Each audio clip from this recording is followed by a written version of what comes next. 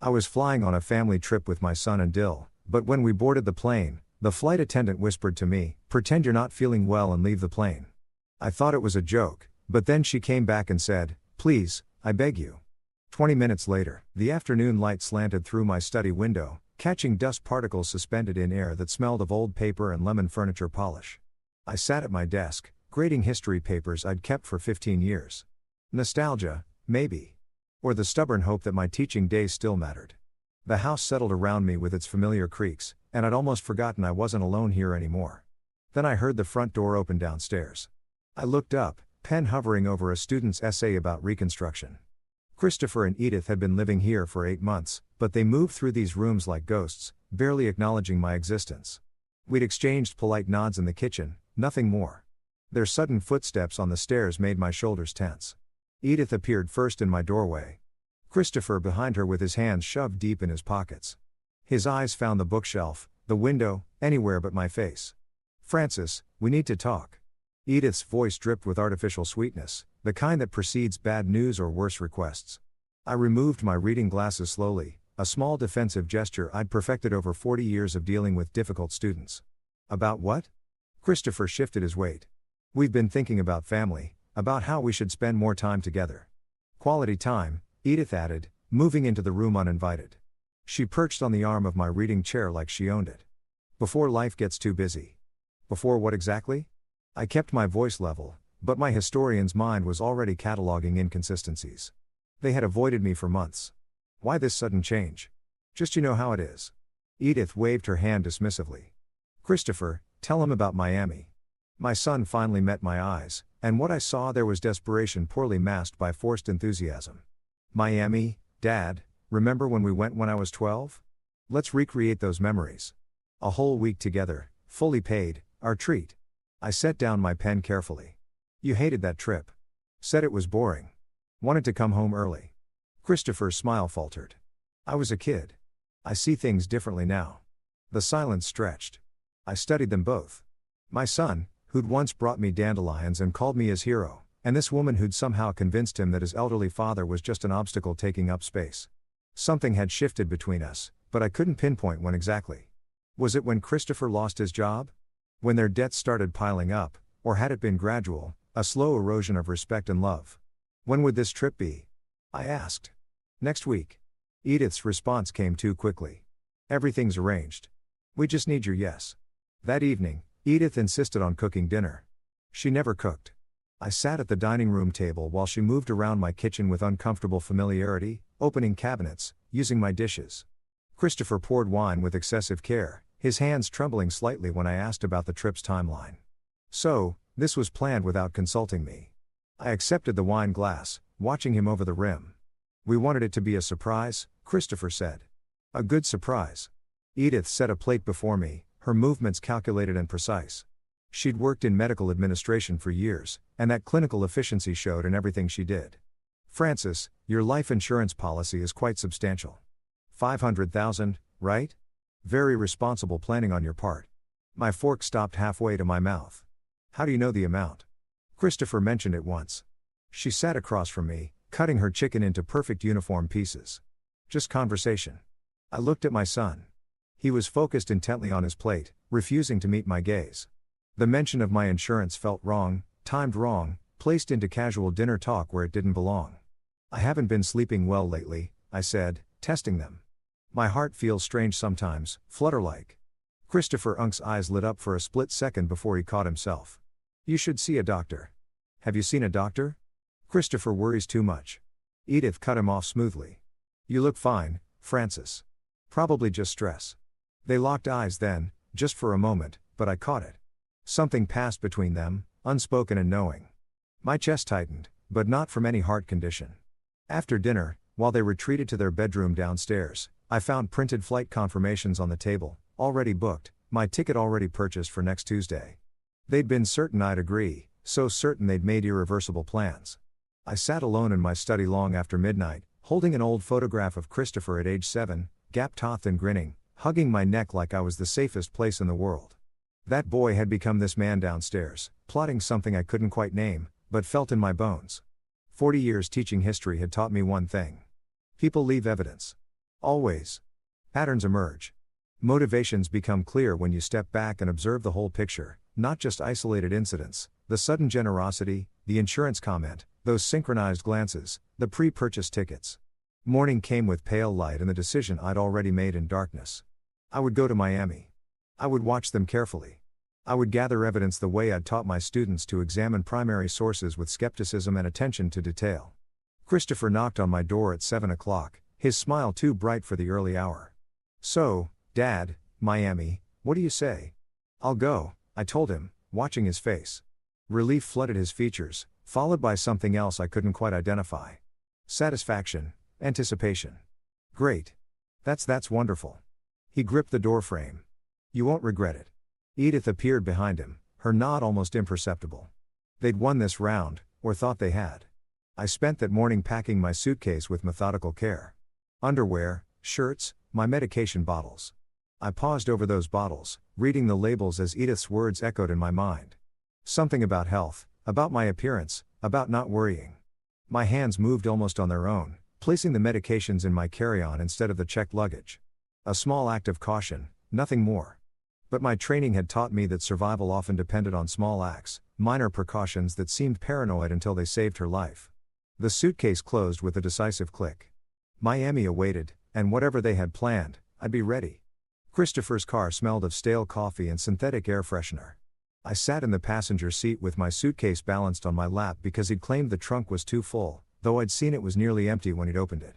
The weight pressed against my thighs as we merged onto the highway toward Orlando International Airport.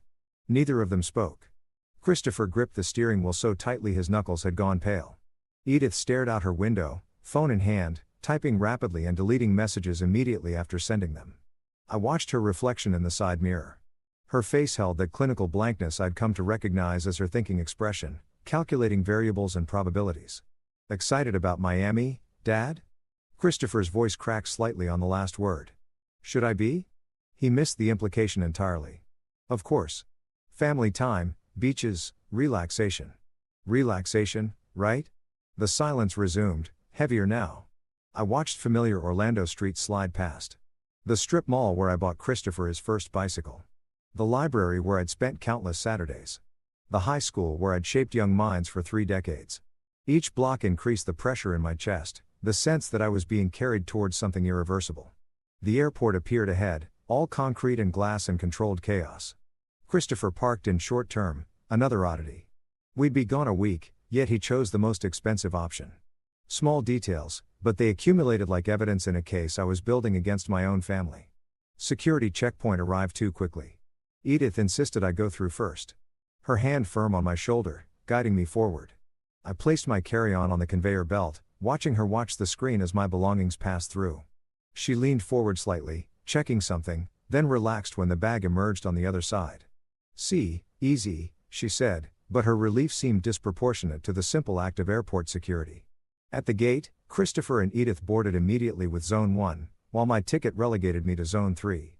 They disappeared down the jetway without looking back, leaving me standing among strangers, my suitcase handle digging into my palm. When my zone was finally called, I walked slowly, aware of the finality of each step. The jetway stretched ahead, that peculiar lineal space between solid ground and metal tubes suspended in nothing.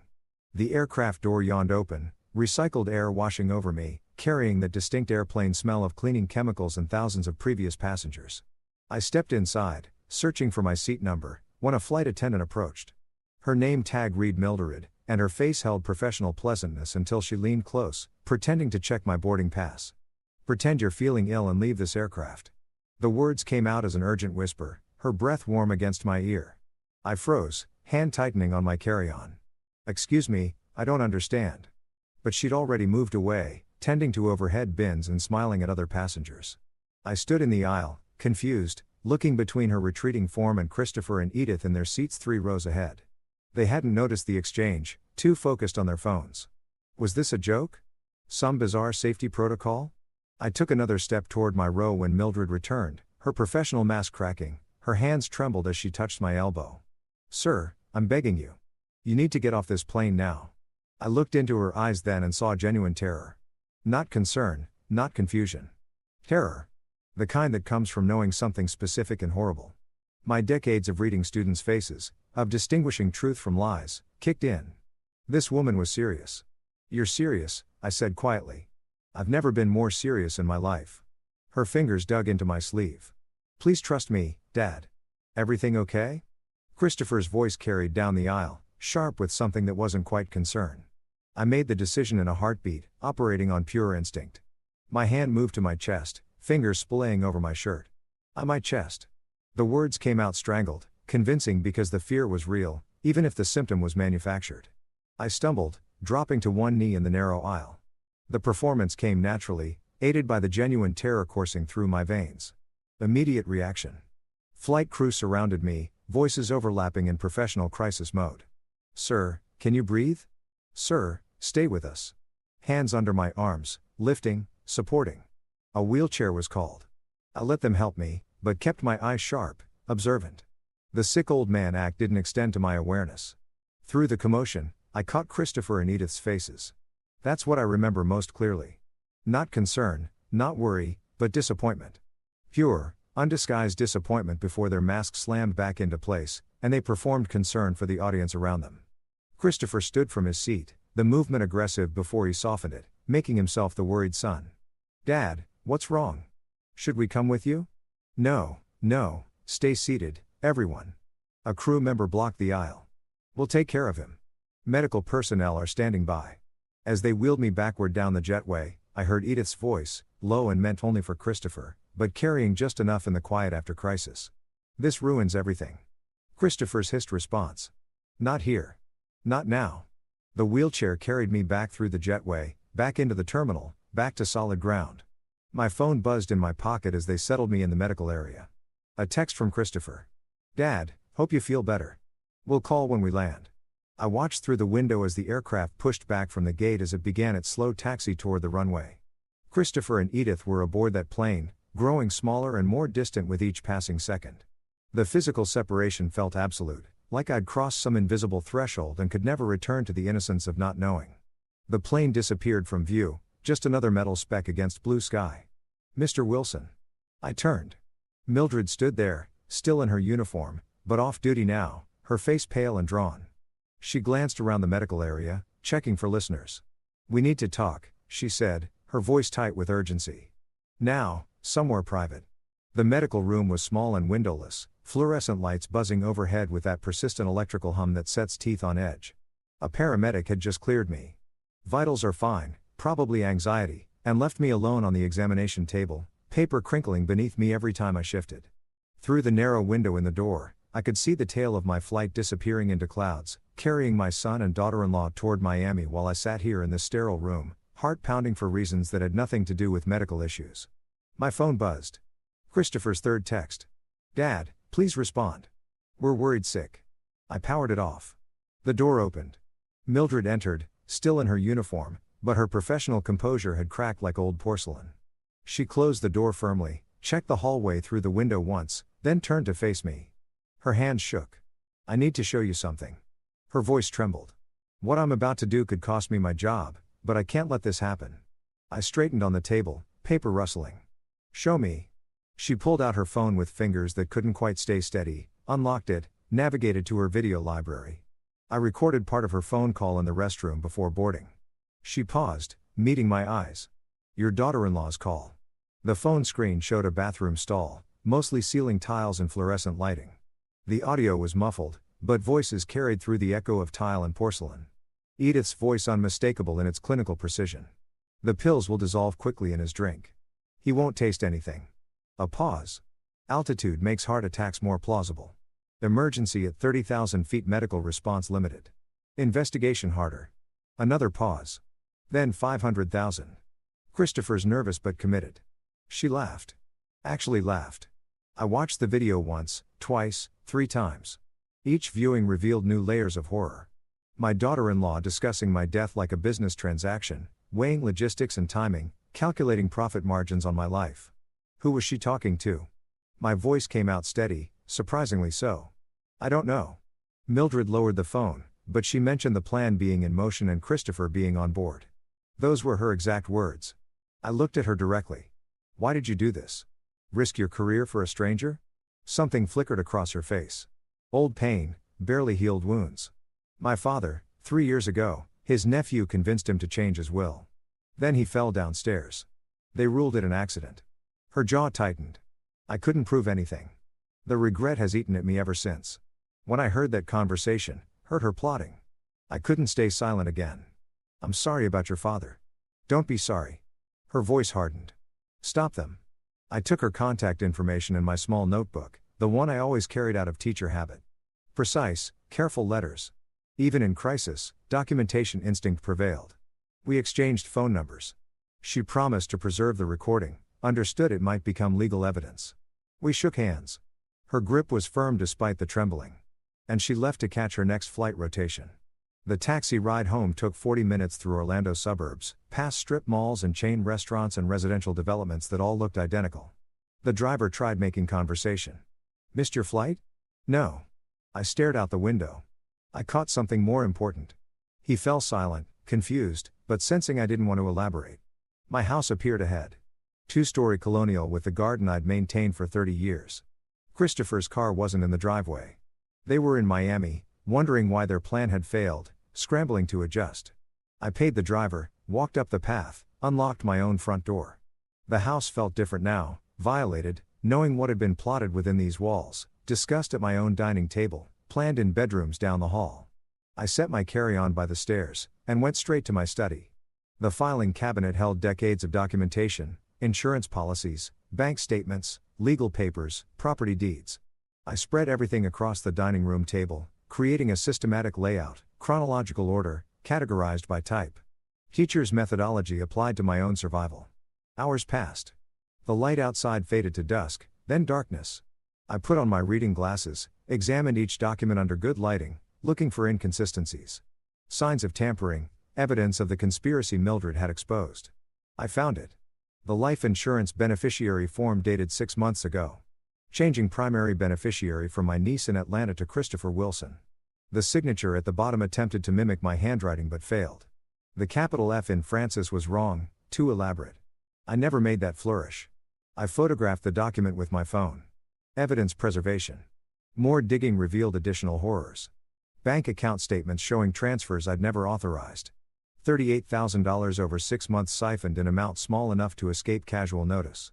A power of attorney document granting Christopher financial authority signed with my forged name. Medical records I'd never seen. Documenting cognitive decline I'd never experienced.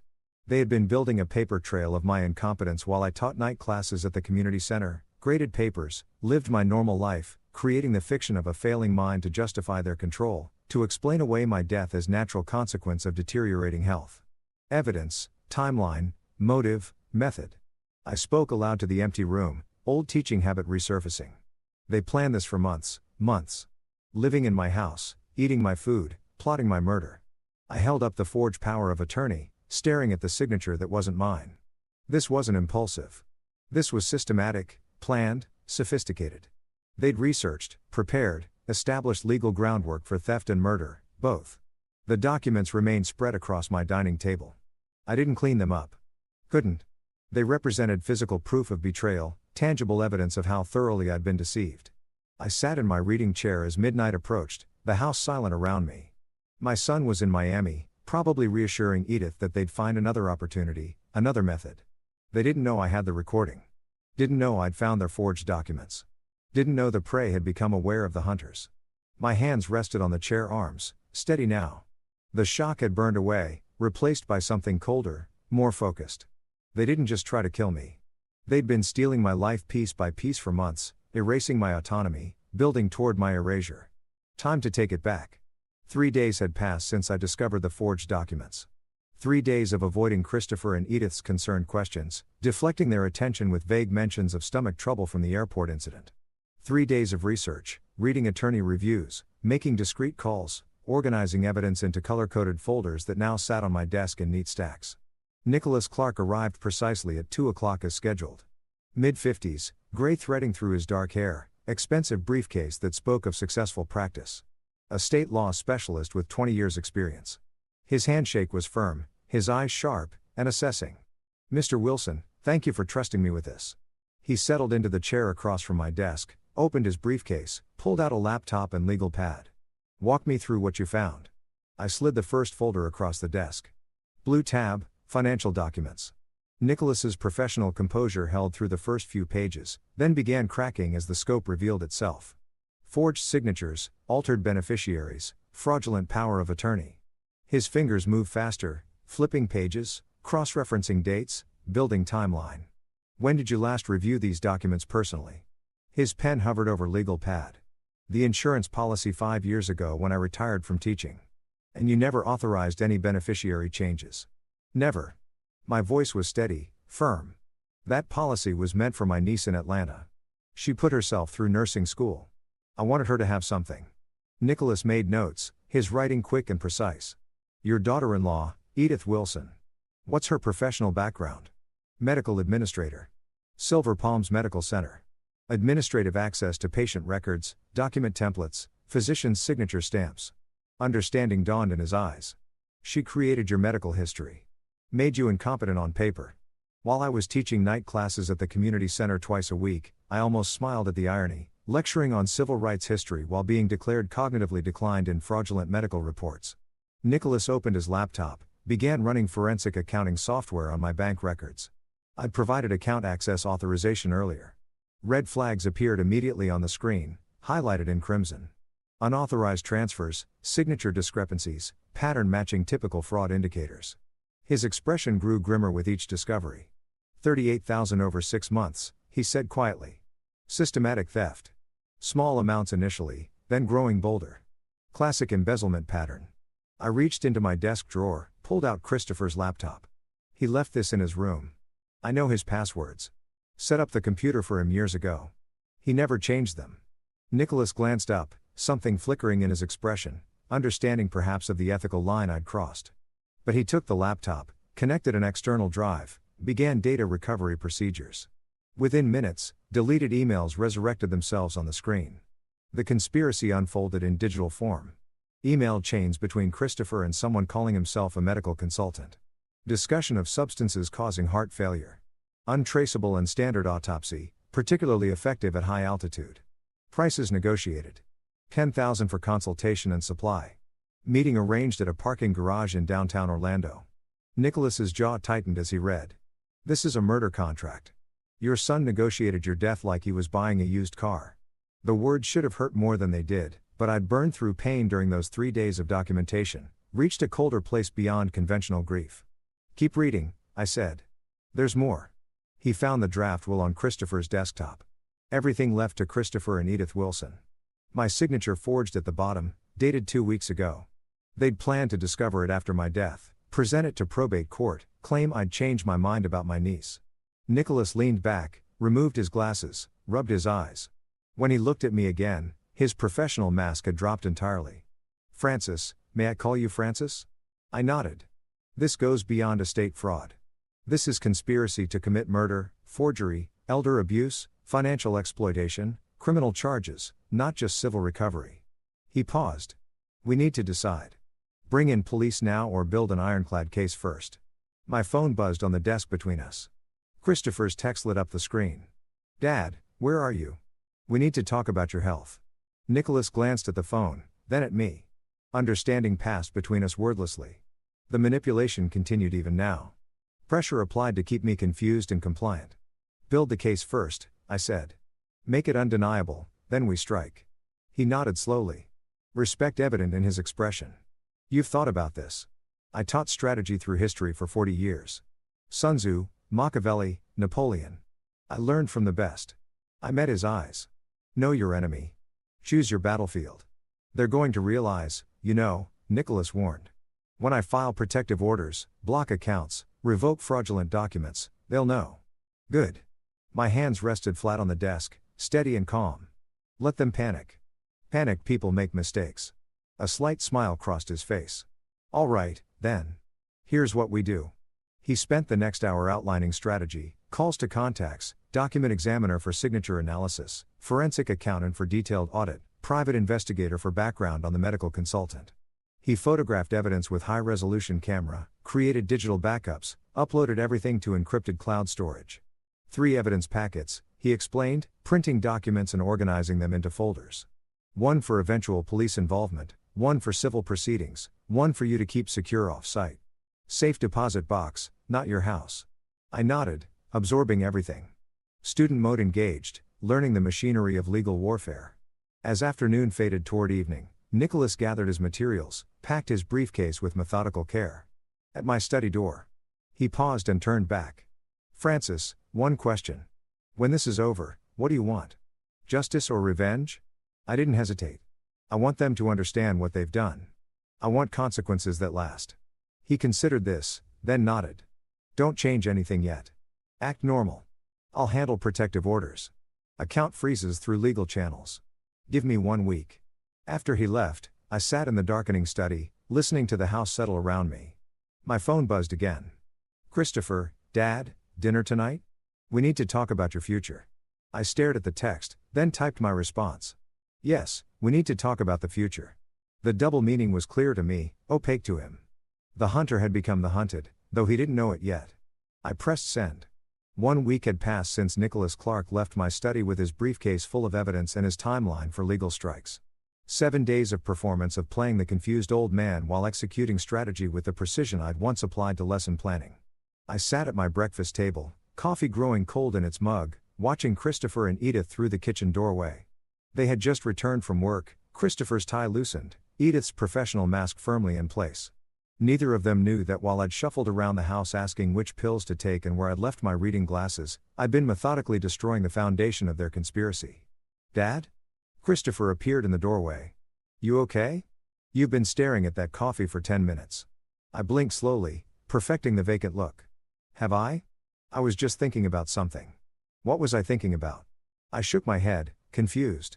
It's gone now. The glance they exchanged was triumphant. I watched it happen. Watched them see what they wanted to see. Deterioration, decline, the mental incompetence their forged documents claimed. What they didn't see was the security camera above the refrigerator recording every micro-expression, every satisfied smirk. The cameras had been installed 3 days ago, 12 of them throughout the house. I'd called a legitimate security company, explained I'd been forgetting to lock doors and worried about break-ins. Christopher and Edith had approved enthusiastically. For your safety, Dad, Christopher had said. That's really smart thinking. They hadn't examined the specifications closely. Hadn't realized the cameras recorded audio. Hadn't understood that every private conversation, every whispered plan, every moment they thought themselves alone was being captured and uploaded to cloud storage that only I could access. The technician had been thorough 24/7 recording, sir. Complete coverage. Even sound. Even sound, I'd repeated, playing up the elderly confusion. Audio on all cameras. Yes, sir. Crystal clear. Christopher had interjected then, concern crossing his face. Dad, isn't that expensive? My safety is worth it. I'd waved dismissively. I've been so forgetful lately. Can't be too careful. That night, I'd added my own enhancement. A small audio recorder tucked into the heating vent above the dining room. The same spot where I had once caught students cheating during exams. Placing a microphone to record their whispered answers. Old teacher trick, new application.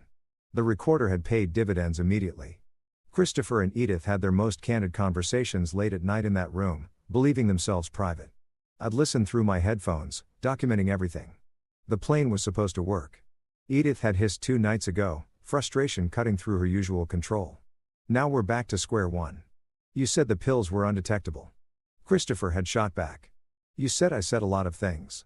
Now we need plan B, the incompetency route. What if he resists? He won't. Look at him lately. He's already halfway there. I'd recorded it all. My face expressionless in the darkness of my room above them. Evidence accumulating digital and damning. But the most dangerous work happened in the deep hours when Christopher slept. His laptop lived on his desk, often left open or barely closed. I'd learned enough from teaching digital literacy classes to navigate file systems, copy drives, recover deleted data. The external hard drive I'd purchased stayed hidden in my study, filling with evidence each night I dared to enter his room. The close call had come 2 nights ago. Progress bar at 88%, my fingers hovering over the disconnect button when I had heard footsteps in the hallway. I had yanked the drive free, pocketed it, slipped through the bathroom that connected Christopher's room to the main hallway.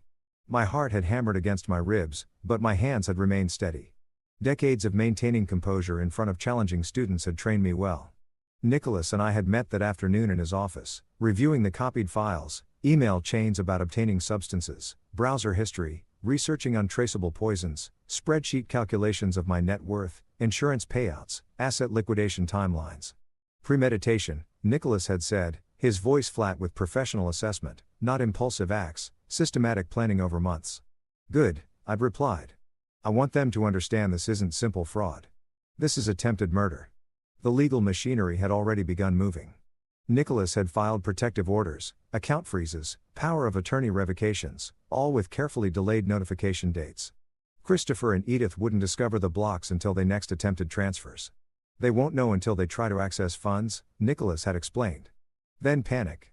Panicked people make exploitable mistakes. Yesterday, I'd completed the most important task, creating a legitimate new will. Florence Harris, the notary, had been thorough to the point of redundancy.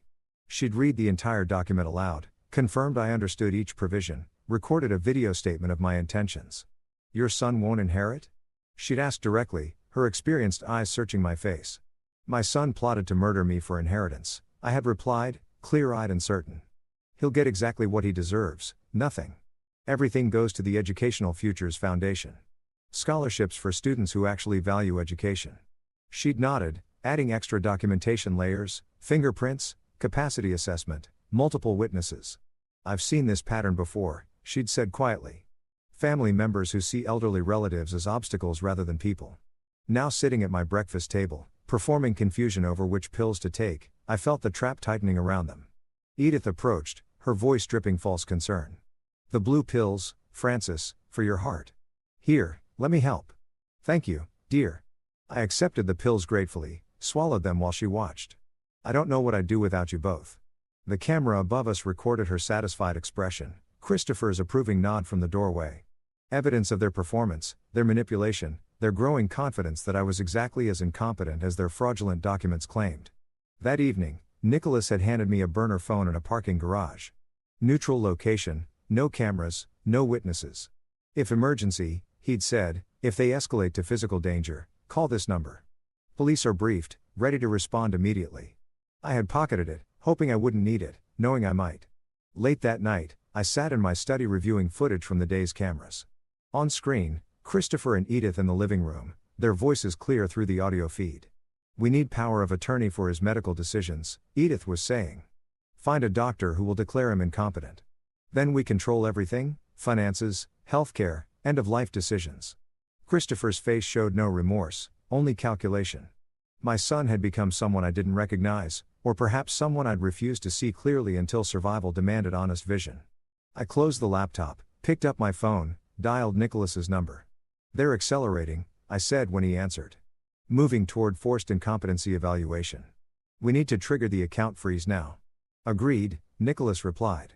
I'll activate tomorrow morning. Be ready for their reaction. After hanging up, I opened my old teaching journal, leather-bound, pages filled with decades of classroom observations and educational philosophy. I wrote carefully. Lesson for today. Sun Tzu was right. The supreme art of war is to subdue the enemy without fighting. But sometimes you must let them destroy themselves. Tomorrow they discover what happens when you underestimate the teacher. I closed the journal and went to bed, sleeping soundly for the first time in weeks. Morning arrived with pale sunlight and the sound of Christopher's computer chiming upstairs. Incoming email. I sat at the breakfast table. Newspaper spread before me like a prop. Listening intently to the house. Sounds I'd learned over 40 years of living here. Footsteps rapid. Christopher's voice sharp with alarm. Edith, get up here now. I sip my coffee slowly, counting to 60 in my head. Teacher habit. Wait before reacting. Let the situation develop. Upstairs, urgent voices overlapped. Words indistinct but tone unmistakable. Panic. At 60, I called up the stairs. Everything all right? Silence, then Christopher's forced calm. Fine, Dad. Just work stuff. The lie was obvious to everyone. I returned to my newspaper, not reading, just waiting. Throughout the morning, Christopher attempted to access accounts from his home computer. I observed from the hallway unnoticed. Phone camera recording as error messages multiplied on his screen. Access denied. Account locked. Please visit branch in person. His fingers trembled on the keyboard, trying different passwords, different access routes. Each attempt failed. Edith watched over his shoulder, her jaw tight. Call the bank. He did. I heard his side of the conversation. Increasingly desperate explanations about power of attorney, account management agreements, legal authorization. The bank's response must have been unequivocal because Christopher's face went ashen. They say the account holder must appear in person, he said flatly. All third-party authorizations suspended pending fraud investigation. For lunch, I made sandwiches. Unusual behavior that neither commented on. Too absorbed in their crisis. They ate mechanically, phones out, texting people I couldn't identify, lawyers probably, or the mysterious medical consultant from the email chains I'd copied. Dinner, I decided, required something special. I spent the afternoon in the kitchen preparing pot roast the way I'd learned decades ago. Muscle memory from years of cooking for myself after retirement, from the life I'd built that they intended to erase for profit. When they arrived home that evening, I heard them whispering urgently in the hallway before entering. I called them to the table, served food with practiced ease. The domesticity made the conversation more surreal. Strange thing happened today, I said conversationally, cutting meat into precise pieces. Bank called about unusual activity on my accounts. Apparently, someone's been making unauthorized transfers. I looked up, met their eyes. I asked them to investigate thoroughly. Christopher choked slightly on his water. Edith's fork paused mid-air, trembling almost imperceptibly before she forced herself to continue eating. Dad, Christopher began. About that, if you were just helping me manage money like you said, I interrupted gently. The bank will sort it out. Unless, I let the pause extend. There's something you need to tell me. Edith's mask slipped, her voice sharpened, professional control cracking at the edges. Francis, you're clearly confused about your finances. This is exactly why you need our help. Why you need oversight. Oversight? I repeated the word slowly. Interesting choice. Legal oversight? She pushed harder. Medical oversight. For your own protection. Protection from what? I asked mildly. From whom? The silence that followed was its own answer. Christopher stared at his plate. Edith's knuckles whitened around her fork. My phone rang. Nicholas, as planned, I answered, keeping my expression neutral. Oh, the bank. Yes, I'll come by tomorrow. Investigation, of course. Whatever's needed to protect my accounts. I watched their faces drain of color as I spoke. Unauthorized access is a serious matter. I appreciate them taking it seriously. After dinner, Christopher approached as I washed dishes. Dad, about tomorrow, maybe I should go with you. Help explain the account management we've been doing. I smiled gently, drying a plate with methodical care. That's thoughtful, but I should handle my own finances. I'm not incompetent yet. The word hung in the air. Incompetent. Christopher froze, searching my face. Had I emphasized it deliberately? Did I know about their plans? How much did I understand? I turned back to the dishes, leaving him suspended in uncertainty. Late that night, I lay awake in my bedroom. Phone on the nightstand displaying the security feed. Christopher and Edith sat in the living room below, their argument clear through the audio. This is your fault, Edith's voice cut like surgical steel. Your sloppy forgeries, your weak stomach for the original plan. The power of attorney was perfect, Christopher started. Obviously not since we're locked out of everything. She stood pacing. The camera followed her movement. We moved to plan B immediately. Incompetency evaluation. I know people at Silver Palms who need money, who owe favors. We get him declared unfit, become his guardians, control everything, including whether this investigation continues. What doctor would cooperate, not cooperate, interpret findings favorably? There's a difference. Her voice dropped, became calculating. I'll arrange it tomorrow. I recorded everything. Timestamps preserved. Evidence accumulating like compound interest. Slow at first, then exponentially damning. Morning brought the promised phone call. Dr. Morrison claimed to be my family physician, which was interesting since I didn't have a family physician. I used the walk-in clinic near the library for occasional needs. Routine cognitive assessment, the pleasant voice explained. Just a standard evaluation this afternoon at 2. Of course, I agreed warmly. I appreciate the thorough care. After hanging up, I immediately called Nicholas. They're moving. Medical evaluation to declare incompetency. Dr. Morrison, supposedly my physician. Morrison?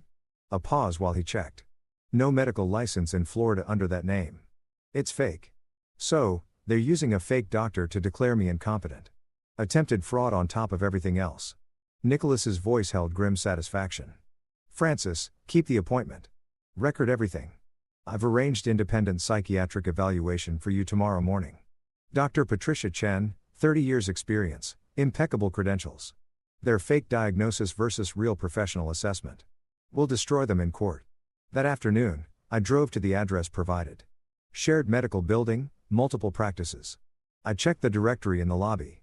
No Dr. Morrison listed. The office number given led to a small suite with temporary signage, the kind you can print and tape up overnight. I sat in my car for a moment, phone recording device active in my shirt pocket. Nicholas had texted, "Police on standby have threatened?" I responded, "Everything ready? Let's see how far they'll go." For 40 years, I'd taught students to distinguish truth from manipulation, evidence from assumption, reality from performance.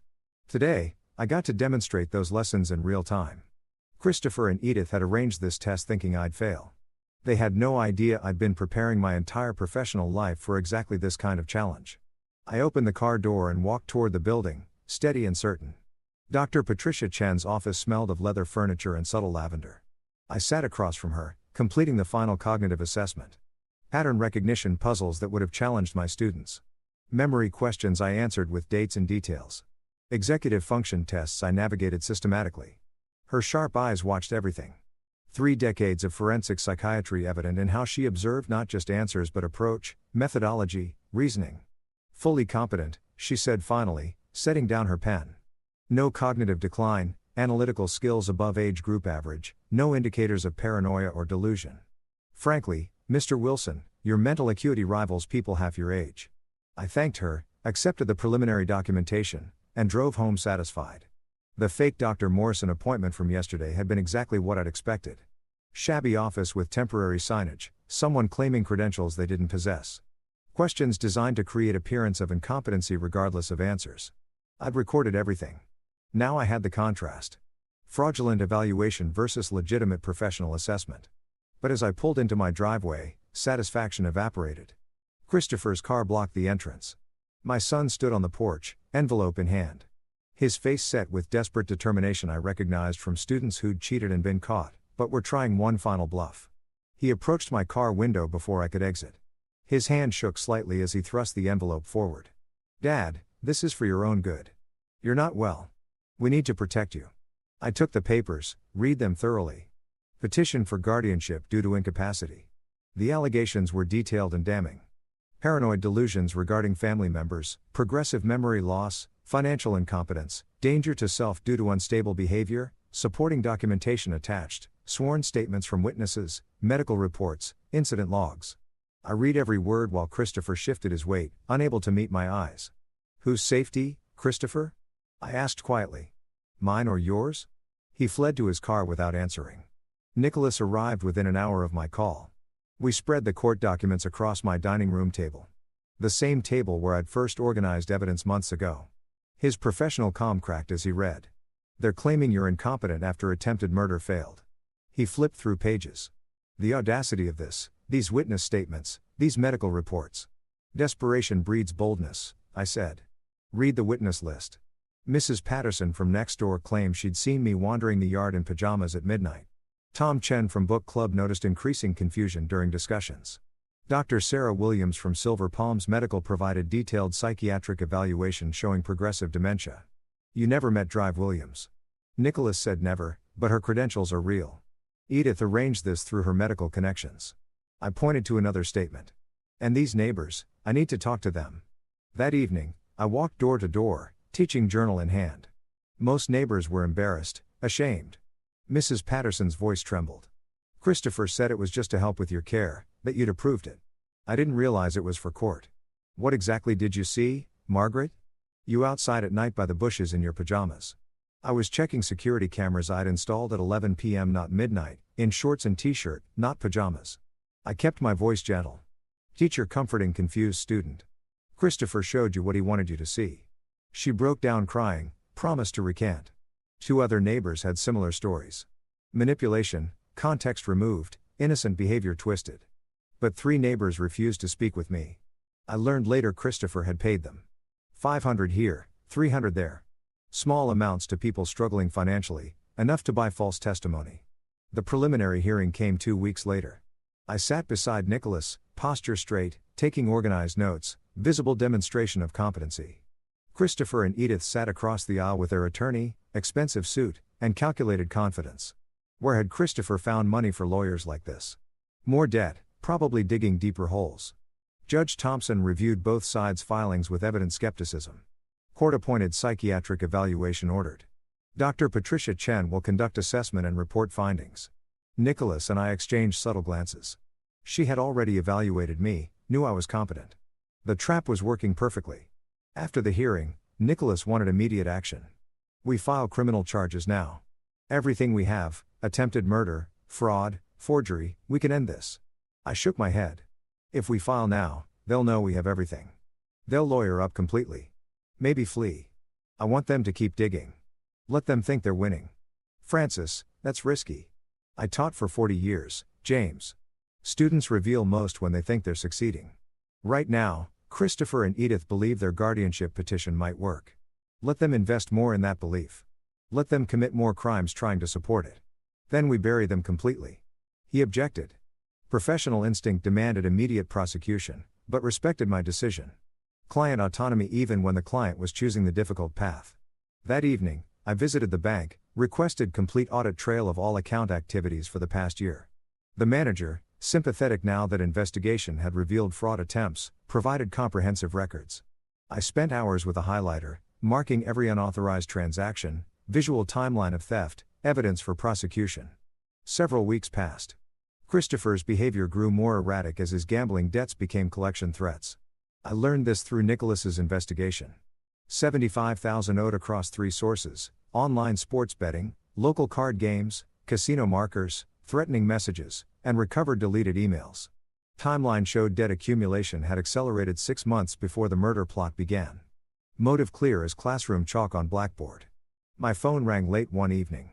Nicholas, court-appointed evaluation scheduled.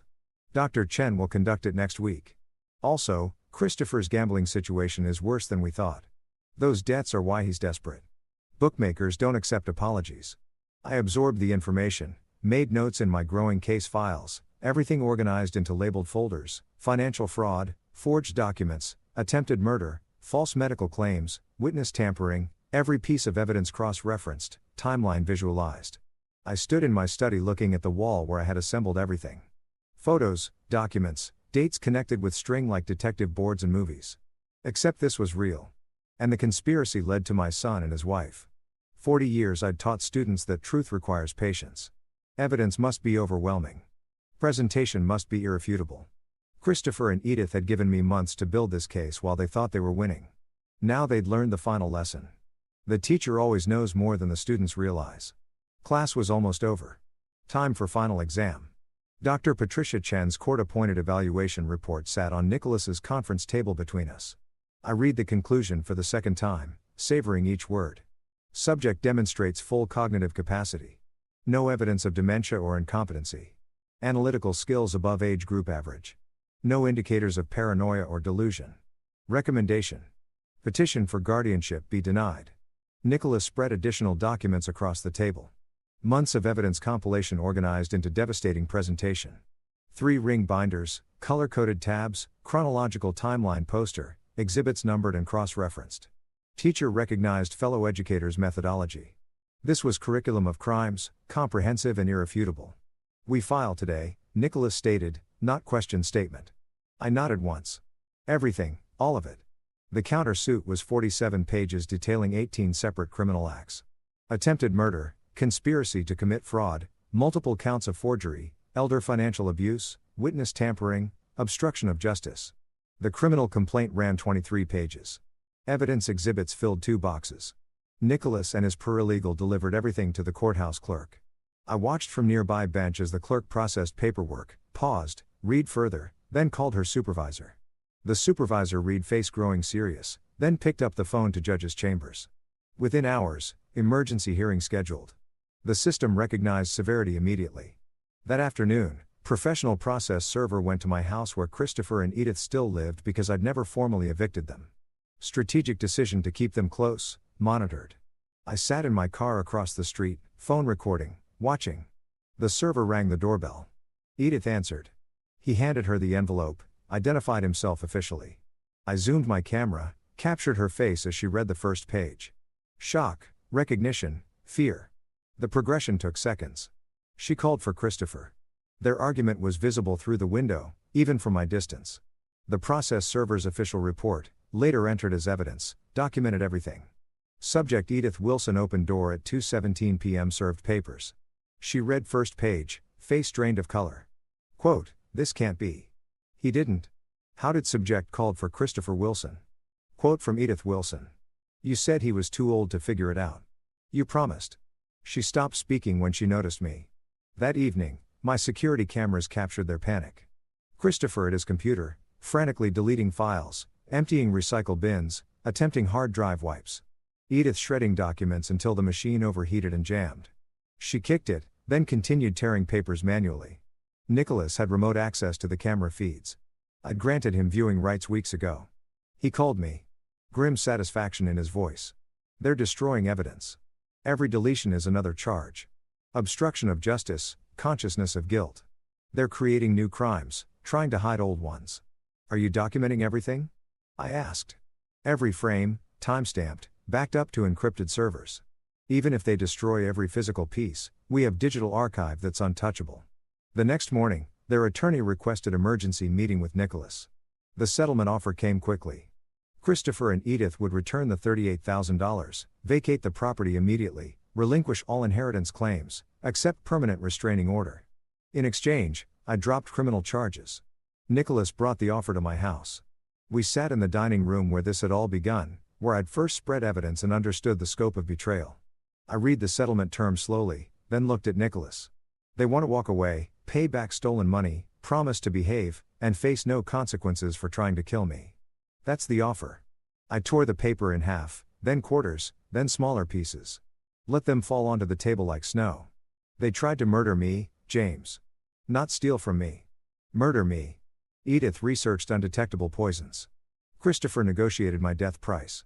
They planned it for months while living in my house, eating my food, pretending concern. Trial is unpredictable. I taught for 40 years. Students who cheated, who lied, who thought they were clever.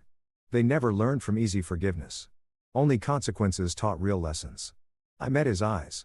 Christopher and Edith need that lesson. Schedule trial. Public trial. I want jury verdict. I want public record. I want justice, not convenience. Nicholas collected the torn pieces, added them to evidence file, documentation of settlement rejection, proof I wanted full accountability. Mildred called that evening after learning about the trial. "I heard you're using my recording that you're taking them to court. Your evidence is central," I confirmed. "Are you comfortable testifying publicly?" "Absolutely." Her voice was firm, certain what they tried to do. "My father didn't get justice. Maybe through your case his memory gets some. I'll testify. I'll tell everything I heard. Thank you. You saved my life. Now help me save others from them." Over the following days, Christopher's world unraveled visibly. His gambling debts became public as bookmakers filed their own claims. Collection agencies called constantly. I heard the phones through the walls through the house I knew intimately. Edith and Christopher's arguments grew more vicious, blame shifting constantly. The prosecutor's office assigned the case to their senior team. Nicholas relayed their assessment, one of the clearest elder abuse cases they had seen. Evidence overwhelming, conviction highly probable. Trial date set for late August. I stood in my study that evening, looking at the wall where I'd created visual timeline of the conspiracy. Photos, documents, dates connected by string. Months of evidence displayed, patterns clear, guilt undeniable. I removed one photo from the board. Old picture of Christopher at 8 years old, smiling, gap-toothed, innocent. The boy who'd once called me his hero, who brought me dandelions and construction paper cards on Father's Day. I held that photo, allowed myself one moment of grief for the son who could have been, should have been, never was. Then I placed it in my desk drawer and closed it firmly. "I raised you better than this," I said to the empty room. "You chose differently. Now we both live with consequences." I turned off the study light, walked out. Tomorrow brought preparation for trial. Tonight, I allowed myself to mourn the relationship that had died long before the murder plot began. The boy in that photo was gone. The man who tried to kill me would face justice. 3 weeks had passed since I rejected their settlement offer. The house felt different now, lighter, cleaner, like pressure released from a sealed container. Christopher and Edith had moved out 2 days ago, following formal eviction order. And I walked through spaces they had occupied, noting what they'd left behind in their hasty departure. Unpaid bills scattered across the bedroom floor, broken picture frames, clothing abandoned in closets. Christopher's childhood baseball trophy, ironically awarded for sportsmanship. Edith's medical textbooks, tools of a profession she'd lost. Their wedding album documenting a union now fracturing. I photographed everything. Not vindictively, just documentarily. Teacher's instinct. Preserve records. Maintain evidence. My phone buzzed. Nicholas. Christopher's car was repossessed this morning. Bookmakers are filing liens. Their apartment lease required 3 months up front. They borrowed from Edith's sister. Everything's collapsing. I read the message twice. Felt no satisfaction. Just inevitable progression of consequences. The gambling debts, now public through court filings, had triggered aggressive collection. Bookmakers discovered Christopher wouldn't inherit my estate. My new will, filed publicly, showed charitable donation instead. They escalated, threatening calls, workplace visits, public confrontations. $18,000 still owed on the repossessed car. Credit cards maxed, bank accounts garnished. Christopher tried borrowing from friends, family, anyone. Most refused, having learned the truth. His desperation became neighborhood gossip. Edith's professional destruction paralleled their financial ruin. Silver Palms Medical Center's investigation revealed her data breaches, accessing patient records without authorization, creating false medical documents, sharing confidential information. Florida Medical Board opened disciplinary case. The clinic terminated her employment immediately, flagged her credentials. Future healthcare employment virtually impossible. 15 years of career building ended in a 15-minute meeting. Security escort walked her out. Confiscated badge and keys. Former colleagues watched, whispered. She drove to their apartment, sat in the car for an hour before facing Christopher. Their new apartment was in a declining neighborhood, all they could afford now. The contrast with my comfortable home became daily reminder of their choices. Through thin walls, neighbors heard their arguments escalate. "This is your fault," Edith's voice carried through walls late one night. "Your gambling, your debts, your weakness." My weakness. Christopher's response was defensive, desperate. "You wanted him dead. I wanted money. You wanted murder. And now we have nothing. No money, no house, no future. We have each other." Edith bitter laugh. That's the worst part. Neighbors documented these fights, discussed them next morning. News spread. Community judgment was harsh and complete. One afternoon, Edith's sister arrived at Nicholas's office looking mortified. I was there reviewing final trial preparations. They asked me to bring this. She handed over an envelope like it burned her fingers. I told them it was pointless, but their family. "Read it for me," I said. She opened it reluctantly. "We offer $100,000 in exchange for dropping all charges. We acknowledge mistakes and seek resolution." "Mistakes?" I repeated the word slowly. "They call attempted murder mistakes." Her voice dropped to almost a whisper. "I don't recognize my sister anymore." I pulled out a pen, wrote directly on their offer. Single sentence in my teacher-perfect handwriting. "Justice is not for sale. See you in court." I handed it back unsigned. "They won't accept this." She said they'll be devastated. Good. They should be. Devastation is appropriate response to attempted murder and betrayal. I met her eyes. "Tell them the only settlement I'll accept is the one the judge pronounces." Over the following days, former neighbors who'd initially testified for Christopher, the 3 who'd accepted payment, contacted Nicholas, requesting to change testimony. They'd learned the full truth, felt manipulated, wanted to correct the record. I watched these meetings, saw their shame, offered no comfort, but accepted their truth. Justice required accurate testimony, not punishing confused witnesses. One recanting witness, an elderly man who'd taken $500, looked directly at me. "Christopher said you'd approved everything, that signatures were just formalities." I needed the money. My rent was late. But then I learned what they really tried to do. Murder isn't helping with paperwork. "Then tell the truth," I said completely. "That's all I ask." The trial date approached. Christopher's employer after workplace collection visits put him on probation. Edith's medical board hearing was scheduled for September. Professional license revocation likely. Their marriage was toxic waste, corrosive to everything it touched. I stood in my bedroom one evening looking at the calendar. Trial dates circled in red. 3 days away. I had laid out courtroom clothing, pressed suit, conservative tie, polished shoes, teacher preparing for important lecture. Phone rang. "Nicholas, final witness prep tomorrow morning." "Then we're ready." "I'll be there," I confirmed. After hanging up, I looked around my quiet house. For the first time in months, I felt peaceful, not happy. Peace and happiness are different things, but calm, certain. Justice delayed is not justice denied. I took out the old photo of young Christopher from my desk drawer, the one I'd put away weeks ago. Looked at it one final time. The innocent child who became guilty adult. I wrote on the back, I gave you everything. You chose this path. I choose justice. Placed it in an envelope, sealed it, addressed it to Christopher for delivery after trial. Not cruel, just honest. Final communication between father and son. Then I went to bed. Slept soundly for the first time in months. Preparation complete. Tomorrow consequences arrive. The morning of trial arrived with sunrise just beginning to paint Orlando's sky. I woke early, dressed carefully in the suit I had laid out the previous night. Tie knotted precisely, muscle memory from 40 years of professional dressing. Shoes polished until they reflected light. Breakfast was simple. Coffee, toast, routine maintained despite the day's significance. I reviewed nothing. Preparation was complete. Evidence memorized. Testimony ready. Nicholas picked me up at 8. We drove to the courthouse in comfortable silence. Professionals prepared for performance. I watched morning traffic. Ordinary people beginning ordinary days. Mine would be anything but ordinary, but necessary. Justice requires witnesses, requires public record, requires official pronouncement. The courtroom filled quickly. Media present. The case had attracted attention. Christopher and Edith sat with their attorney, looking diminished, defeated before verdict was announced. I sat behind the prosecution table, posture straight, calm. Judge entered. Everyone rose. The prosecutor's opening statement outlined the conspiracy clearly. Evidence will show defendants plotted to murder Francis Wilson for insurance money. They researched methods, obtained substances, created false documents, manipulated medical systems. Only intervention by alert flight attendant prevented this murder. Defense offered weak argument about family misunderstandings and poor communication. The jury's attention remained on the prosecution. Evidence presentation was systematic and devastating. Mildred's video played on courtroom screens.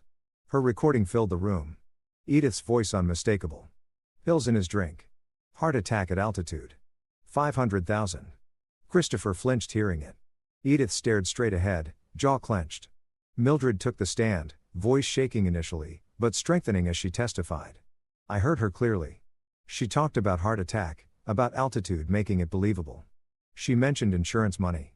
I recorded it because I knew I had to have proof. Defense attempted cross-examination. Isn't it true you were in financial distress yourself? Mildred's response was firm. I didn't misinterpret murder. My financial situation is exactly why I understand desperation, but I didn't let it make me a killer.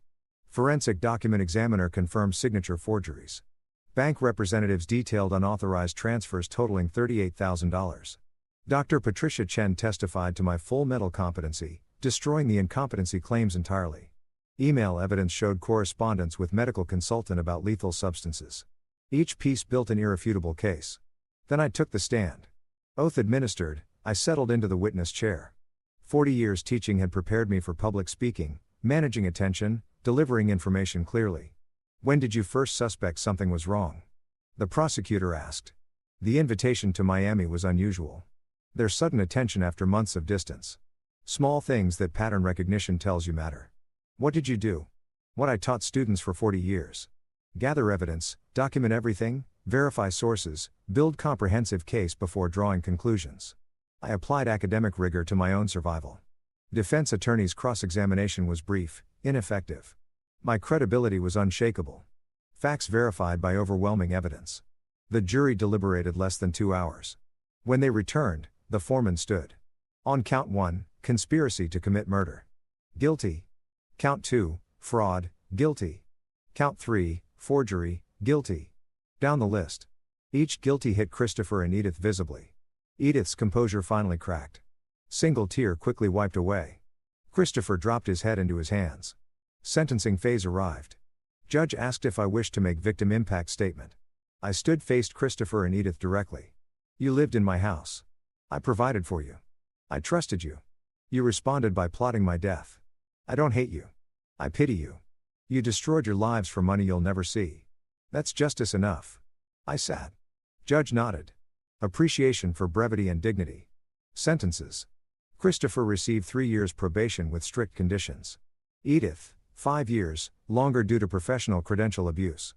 Both ordered to repay 38,000 stolen funds plus 50,000 punitive damages. Permanent restraining order. All inheritance rights permanently revoked. Criminal records permanent. Judge's statement was clear. This case represents calculated systematic betrayal of familial trust. Your victim's mercy in requesting probation rather than imprisonment is more than you deserve. Court adjourned outside on courthouse steps. Media waited. I gave brief statement. Justice has been served. I hope this case reminds families that trust is sacred and betrayal carries consequences. I declined further questions. Walked toward the parking garage. Saw Christopher one final time. Exiting through side door, head down, avoiding cameras. Our eyes met briefly. He looked away first. I felt nothing. Not anger, not satisfaction, not even sadness anymore. Just completion. Chapter closed. Nicholas drove me home. We rode in silence, comfortable and complete. As we pulled into my driveway, he extended his hand. You did good, Francis. Real good. We did, I corrected. Thank you. Inside my house, I stood in the quiet hallway. House was mine again, legally, physically, emotionally. I walked to my study, saw the timeline board I had created weeks ago, covered with evidence, documentation. Carefully, methodically, I began taking it down. Each photo, each document removed and filed. The conspiracy existed. Justice was delivered. But I wouldn't live surrounded by reminders of betrayal. I placed all documentation in a banker's box, labeled it Christopher, case closed, August 2025, stored it in the closet, not forgotten, but archived. Then I sat at my desk, opened my laptop, composed an email to the local high school principal. I'm a retired history teacher with 40 years experience. I'd like to volunteer, teaching 2 afternoons weekly, no compensation needed. I have stories worth telling, lessons worth sharing. Students should know that knowledge protects, documentation matters, and justice, though slow, arrives for those patient enough to pursue it properly. I hit send, closed the laptop, looked around my study, books I'd collected, papers I'd graded, life I'd built, everything intact despite Christopher and Edith's attempts to destroy it. I smiled slightly, first genuine smile in months. Not because I was happy. Happiness would take time, but because I was free, justice delivered, conscience clear, future unwritten, tomorrow I would begin again. The past was archived where it belonged. Today I was just a teacher with lessons to share and a life to live. That was enough. That was everything.